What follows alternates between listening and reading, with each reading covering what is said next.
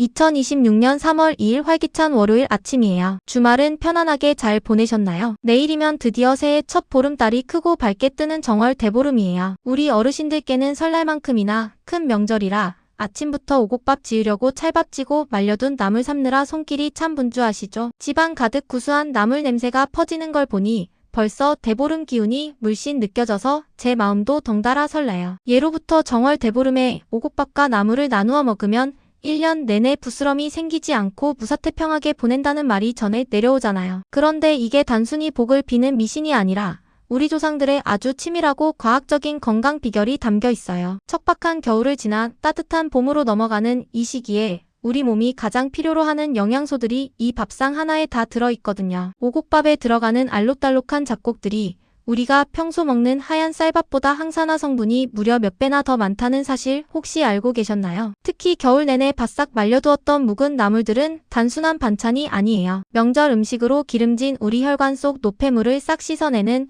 천연 청소부 역할을 톡톡히 해냈거든요. 오늘 이 나물들을 정성껏 무치는 과정 자체가 가족의 건강을 챙기는 보약을 다리는 것과 같아요. 오늘 영상을 끝까지 보시면 왜 대보름 음식을 장수보약이라 부르는지 그 이유를 확실히 아실 수 있어요. 평소 소화가 잘 안 되어 잡곡밥을 꺼리셨던 어르신들도 속 편안하고 맛있게 드실 수 있는 비결을 전부 알려드릴게요. 올 한 해 우리 어르신들의 뼈 건강과 혈관 건강을 책임질 알짜 정보들만 꽉꽉 눌러 담았으니 끝까지 집중해서 봐주세요. 옛날에는 지금처럼 비닐하우스가 없었기에 겨울철에 신선한 초록 채소를 구하기가 하늘의 별따기였죠. 그래서 우리 조상들은 가을에 미리 시래기나 호박꼬지를 말려두었다가 면역력이 뚝 떨어지기 쉬운 3월 초입에 이를 꺼내 먹으며 부족한 영양을 보충했어요. 환절기에 기운이 부족할 때 오곡밥과 나물로 몸의 기운을 다시 세우는 건 현대의학으로 봐도 정말 현명한 식사법이에요. 농촌진흥청 연구 자료를 보면 붉은색을 띠는 수수와 파테는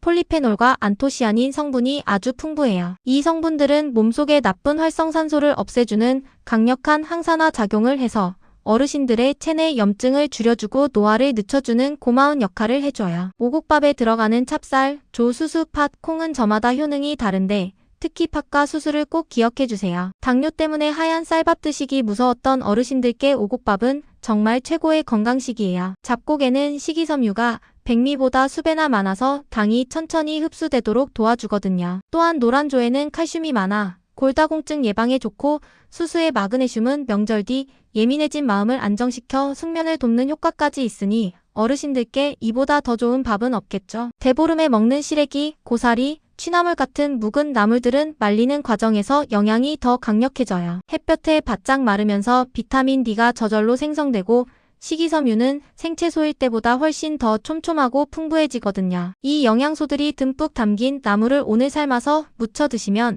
겨울 내내 부족했던 비타민을 한 번에 보충하는 천연 영양제를 드시는 것과 같거든요. 이 나물들에 들어있는 엄청난 양의 식이섬유는 장 건강은 물론이고 우리 혈관 속에 낀 나쁜 콜레스테롤을 꽉 잡아서 몸 밖으로 끌고 나가는 빗자루 역할을 해요. 지난 설날에 전이나 갈비찜 드시느라 피가 조금 탁해졌을까 걱정되셨다면 오늘 준비하시는 대보름 나물을 꼭 챙겨 드셔야 혈관이 다시 깨끗하고 탄력 있게 살아날 수 있어요. 내일 아침이면 내 더위 사가라 외치며 불엄도 깨고 귀발기술도 한 잔씩 하실 텐데요. 불엄으로 먹는 땅콩과 호두에는 불포화 지방산인 오메가3가 가득해요. 최근 뇌 건강 연구 자료를 보면 이런 견과류를 꾸준히 드시는 것만으로도 뇌세포가 활발하게 소통해서 인지기능 저하를 늦추고 치매를 예방하는 데 큰 도움이 된다는 결과가 뚜렷하게 나와 있어요. 이른 아침 데우지 않고 차갑게 마시는 귀발기술에도 깊은 뜻이 담겨 있어요. 찬수를 한 잔 마시면 순간적으로 혈액순환이 빨라지는데 이는 겨울 내내 움츠러들었던 어르신들의 신진대사를 깨우고 감각을 예민하게 하려는 조상들의 의학적 배려가 담긴 풍습이에요. 단순히 술을 즐기는 게 아니라 몸의 기능을 깨우는 건강의식이었던 셈이죠. 하지만 잡곡은 쌀보다 단단해서 소화력이 약한 어르신들께는 조금 부담이 될 수 있어요. 그래서 조리법이 정말 중요해요. 잡곡을 최소 12시간 이상 충분히 불려주시고 밥을 지을 때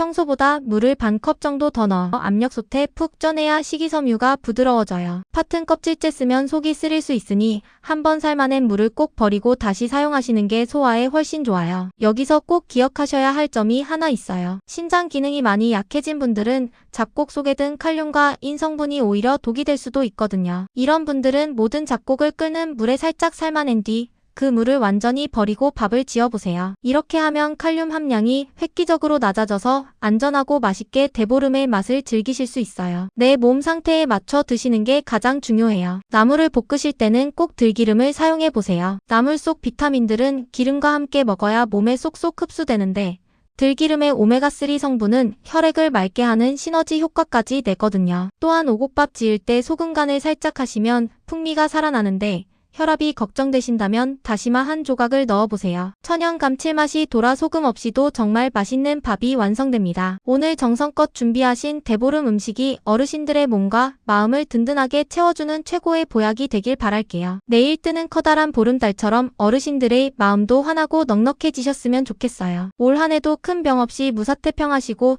사랑하는 가족들과 맛있는 음식 나누며 행복한 시간 보내시길 저 어르신 길잡이가 진심으로 응원할게요. 새해 복 듬뿍 받으시고 건강한 3월 시작하세요.